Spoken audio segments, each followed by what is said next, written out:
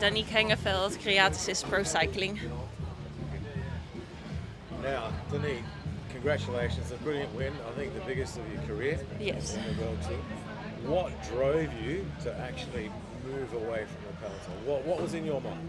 Ooh, I was actually not even thinking. It's a new team, and I was like, we wanted to be aggressive, and I was actually struggling on the climb. And I was like, well, I better just go now because everybody is struggling. So that was my motivation to just go and see how far I come. Was it a surprise that you stayed away? Yeah, it was. It was still far, and I was alone, and I was like, I will see how far I come, but yeah. Your only other pro win is in a time trial. How big is this for you? How good is it feeling? This is so different, especially because it's the first race. Yeah. It's actually my first race back after my crash from last year.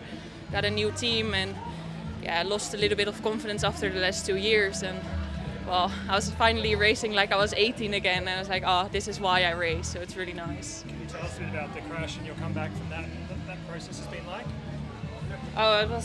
The comeback from the crash was actually really hard. Like I struggled a lot, especially with like the mental part of it. Like I could train and I still enjoy training, but it was just hard to see if I actually still like to ride my bike and how it is to actually ride with a team who also believes in me.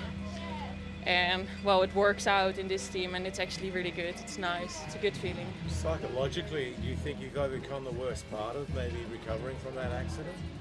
Yeah, of course. Like I was nervous before this race, but I felt comfortable in the peloton, and I felt comfortable with the teammates around me, and I'm just happy to be back on the bike. So it was good to see your teammates in front of the podium. They all rode their bikes down here to celebrate it with you. So how can they do you a favour tomorrow? Well, they will help me, I will help them. Like I'm not the typical climber, so we will see if I can stay in the leader's jersey, but otherwise I want to give it to one of my teammates. It's also fine, and we're just going to be aggressive again, and hopefully it works out again. Have you ridden Wollonga? Have you seen it yet? I did it. I did Wollonga Hill a few times in my training, and that's my answer. Just like I don't know. I will see. New team, as you say, new beginning for you. Really, what are your goals for this season? It's started incredibly well. What do you want to do this season, Daniek?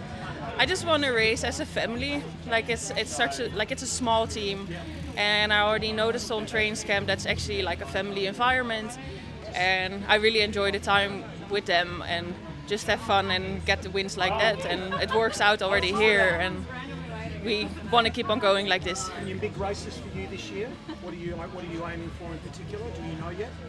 I want to be good in spring classics, like that's my goal, but couldn't start better than in the sun here, like with an attack and winning solo.